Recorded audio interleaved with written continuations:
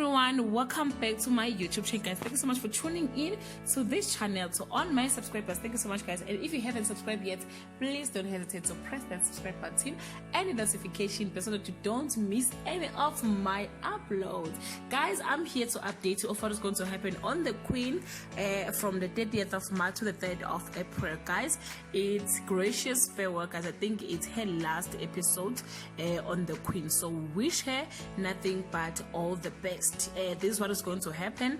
Eric is desperate to win over Gia, but his Xhosa bosses put a series of tests and challenges in his way.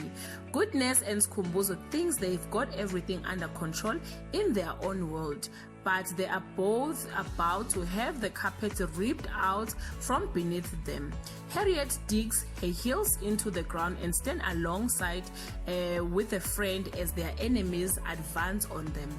And Goodness realized that not knowing the truth might have been the better option when Skhumbuzo tells her what's going on. Gia meanwhile discovered that dating Eric may not have been a good idea. Guys, this is all I have for today. You can leave your comment below and share your thoughts. Till we meet again, I love you so much, guys. Bye.